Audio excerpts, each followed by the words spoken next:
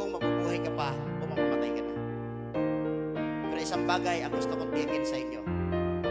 Sabi ng Bible, ang mananatiling tapat hanggang wakas ay siyang maliligtas.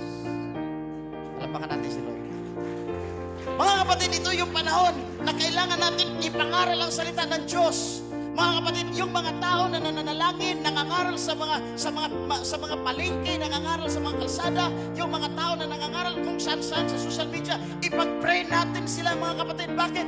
They're our brothers. Kailangan nila yung prayers natin. Kailangan nila yung backup support in the spiritual realm. Bakit? Habang may nangangaral ng salita ng Diyos, ang tiyablo ay nagagalit. Ang tiyablo ay nagagalit. Ngunit kapag ikaw na Kristiyano, nananalangin ka sa mga taong nangangaral sa salita ng Diyos, ang salita ng Diyos ay lalaganap sa lahat ng tao. At sa panahong yon, mga kapatid, makikita ninyo ang pagkilos ng Panginoon. Sabi ng Panginoon, pag natapos na ang mga bilang na ito, sabi ng Panginoon, babalik ang Panginoon. Ang kaligtasan, ibalik sa mga Hudyo. At ang kaligtasan, that is the rapture, mga kapatid. Ano sinasabi ng Bible? Yung 3.5 years, I want to tell you this, mga kapatid, wala na po tayo sa panahon, nasa tribulation po tayo ngayon. The word tribulation, mga kapatid, ito yung parang easy lang, hindi masaya, hindi mahirap, pero kinakabahan ka. That's tribulation.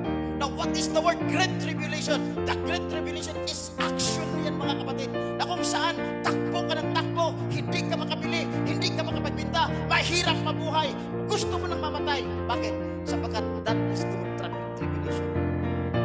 In Matthew chapter 24, sabi ng Bible, darating ang kahirapan na darating sa mundo na hindi pa naranasan kailanman at hindi na maranasan ulit. Ano yan? That's the great tribulation. Pero we are so blessed. Bakit? Dahil sa panahon yan, wala na tayo dito niyan sa mundo. Hello?